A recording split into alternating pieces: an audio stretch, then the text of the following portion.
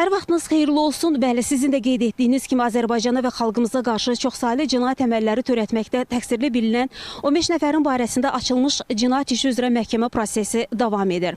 Hazırda məhkəmə prosesində məhkəmə istintaqı aparılır və sübutlar, faktlar araşdırılır. Təqsirləndirilən 15 nəfər məhkəmədə sərbəst ifadə verirlər.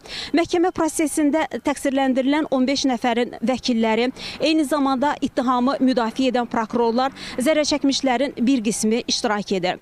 Zərərçəkmişlərin bir qisminin iştirak etməsinin səbəbi onunla bağlıdır ki, bu cinayət işi üzrə yarım milyondan çox zərər çəkən var.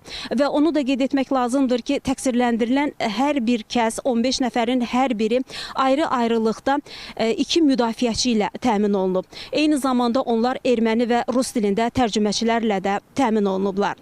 Məhkəmə prosesində sərbəst ifadələr verən təqsirləndirilən 15 nəfər özlərini təqsirli bilməsələr də, onlar 35 il ərzində Ermənistanın Azərbaycana qarşı apardığı təcavüzkar müharibə nəticəsində törədilən cinayət əməllərini etiraf edirlər və eyni zamanda qeyd olunur ki, həmin hadisələri törədilməsi zamanı, bundan başqa o zaman yaradılmış qondarma rejim, həmin rejimin yaradılmış qeyri-qanuni silahlı birləşmələri və hansı vəzifələr tutublar, həmin vaxtı hansı fəaliyyəti göstəriblər, bu barədə sərbəst ifadələrində məhkəmədə bildirirlər. Onu da qeyd edək ki, təqsirləndirilən şəxslər sərbəst ifadələrində qeyd edirlər ki, 35 il ərzində Azərbaycana qarşı törədilən bu hərbi təcavüzkar müharibə nəticəsində verilən bütün əmrlər, bütün qərarlar Ermənistandan verilib və Ermənistan dövləti, onun silahlı birləşmələri, Azərbaycana apardığı təcavüzkar müharibə nəticəsində törədilən cinayət əməlləri ilə bağlı müxtəlif fikirlər səsləndirirlər.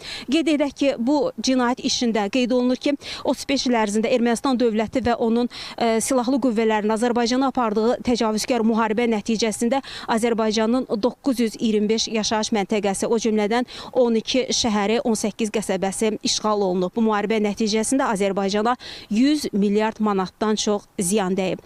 Məhkəmə prosesi açıq keçirilir, prosesdə media nümayəndələri də iştirak edirlər və biz mütəmadi olaraq proseslə bağlı izləyicilərə, tamaşaçılara məlumatlar çatdırırıq və reportajlar hazırlayıb gün ərzində təqdim edirik. Bugün də bizim məhkəmə prosesi ilə, açıq keçən məhkəmə prosesi ilə bağlı reportajımız olacaq deyərək sözü yenidən mərkəzə, studiya ötürürük.